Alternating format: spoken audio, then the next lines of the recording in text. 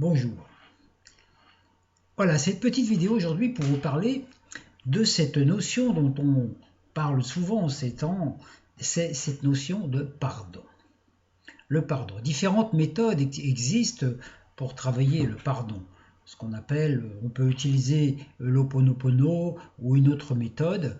L'important, le pardon, c'est pour nous aider à nous libérer d'une mémoire, d'un traumatisme et d'une charge émotionnelle qui est là et qui nous pèse et qui nous empêche d'avancer ou qui nous maintient dans le passé ou qui nous fait souffrir. Alors lorsqu'on a atteint, lorsqu'on demande, lorsqu'on fait une connexion avec son soi supérieur, l'ange, le guide, etc., comme on peut l'appeler, et qu'on lui demande par exemple, ou la lumière, et qu'on demande un nettoyage. Par exemple, on demande un nettoyage des scories émotionnelles, des scories mentales ou des scories sensorielles. Donc, on peut demander aussi le pardon vis-à-vis d'un lien que l'on a avec une personne. Alors l'important, une fois que le pardon est accompli, demander, donc sur le plan mental, sur le plan visualisation, on affirme qu'on a pardonné à la personne, qu'on a délié cette chose, qu'on n'a plus de rancune, on peut dire, envers cette personne. Ça, c'est une phase. Par contre, tout n'est pas terminé.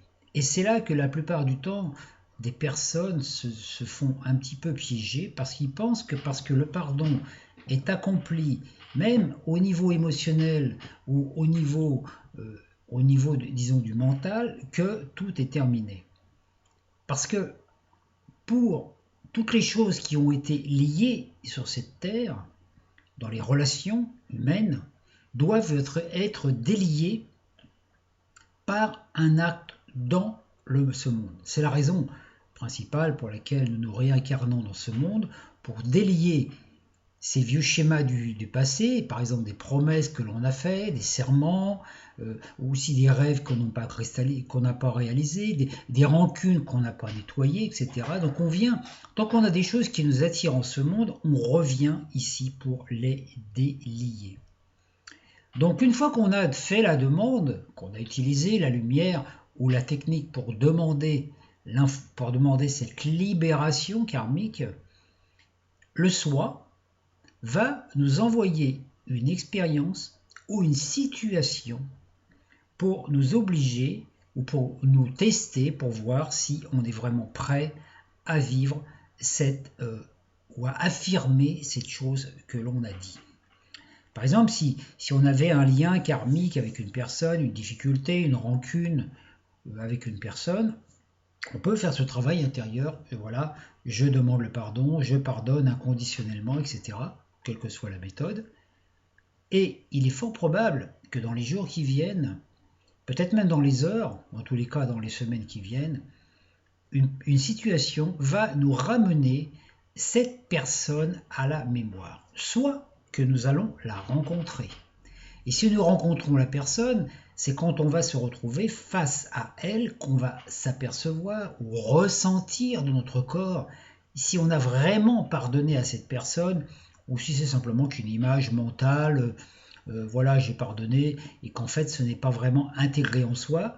Donc dans ce cas-là, il y aura de la gêne. Soit de la gêne au niveau de la communication, soit une sensation, soit du froid, soit du chaud, soit enfin quelque chose qui va être désagréable au niveau du corps physique, au niveau du ressenti.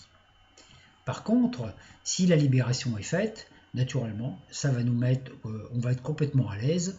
Alors même si la personne en face, elle, n'a pas fait le travail de pardon, ça ne nous regarde pas. Par contre, il faudra quand même être vigilant parce que la personne peut tenter aussi si elle reste dans ce schéma, de nous envoyer des informations qui vont nous amener peut-être à réagir et donc à retomber dans le piège. Voilà. Donc, si on n'a pas réalisé si on ne rencontre pas la personne, parce que si c'est une personne qui habite très loin, par exemple, le travail de pardon peut se faire simplement parce que une situation va faire qu'on va être amené à parler de cette personne. Soit une personne va nous en parler, soit on va être invité à parler de cette personne, et naturellement, ce qu'on va ressentir au moment où on va parler de cette personne va automatiquement soit actualiser le fait qu'on a pardonné, si on en parle mais ça ne nous dérange plus, soit le fait que l'on n'a pas pardonné et que l'information est encore en nous. Tant qu'on n'a pas finalisé par un acte physique concret, c'est-à-dire une action comme là, ce qui a été pardonné dans le plan conceptuel au niveau de la visualisation, par exemple, de l'intériorisation, la chose n'est pas véritablement accomplie. Il faut savoir aussi que dès qu'un pardon a été accompli, l'information est toujours là, puisque la relation qu'on a vécue avec la personne existe encore dans la mémoire de l'akasha, mais elle n'est plus activée par une charge émotionnelle, donc ça ne va pas nous perturber. Par contre, la mémoire demeure là quand même, et elle demeurera tant qu'on sera incarné. Donc, il faudra veiller à tout moment à ne pas retomber dans la réactualisation de cette mémoire karmique, ou peut-être que dans 6 mois ou dans 1 an, une personne va nous reparler de cette personne et hop, on va repasser. Donc ça demande une certaine forme de vigilance. Quand une chose est pardonnée, elle ne nous dérange plus. On peut donc parler de son passé, du vécu passé, avec un tel, dans telle situation, sans que ça nous perturbe plus. Le fait de ne pas vouloir parler de son passé, comme le font certaines personnes qui disent « Oh là là, ne me parle plus de mon passé », ça veut dire qu'il y a quelque chose de mal réglé, quelque chose qui n'est pas réglé. Hein. Ça ne sert à rien de jouer l'autruche, parce que regardez, l'autruche qui met la tête dans le sable a vraiment pas une position idéale pour se défendre, si l'on peut dire. Donc c'est très important. Alors ce travail de libération, c'est exactement le même travail qui est à faire au niveau de libération d'une pensée karmique, d'un vieux schéma émotionnel ou d'une peur, par exemple la peur de manquer d'argent, la peur de la solitude, etc.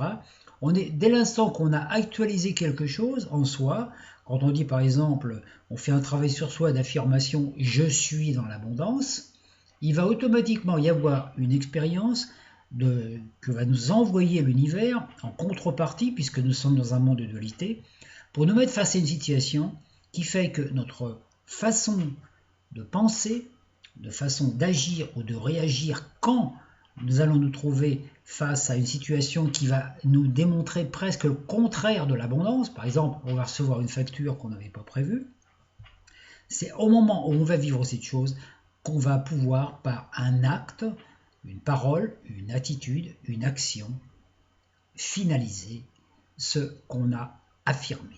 On appelle ça un acte de foi. Et dans toute situation, tant qu'un acte de foi n'est pas accompli, le pardon n'est pas vraiment réalisé. C'est pour ça qu'il y a des personnes, des fois, qui font des travaux de psychothérapie, tout ça, et puis qui après s'aperçoivent que le travail n'est pas encore fait. Pourquoi? Parce que s'il n'y a pas eu un acte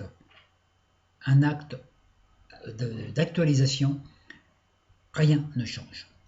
C'est le cas par exemple pour une personne qui pourrait avoir par exemple des problèmes de créativité, difficulté de libérer sa créativité, qui va aller voir un thérapeute. Le thérapeute va l'aider à libérer son enfant intérieur, etc., cette créativité, puis le thérapeute va lui dire bon maintenant, voilà, ton enfant intérieur est libéré, il faut passer à la création, tu sais maintenant ce que tu as envie de faire dans ta vie, fais-le.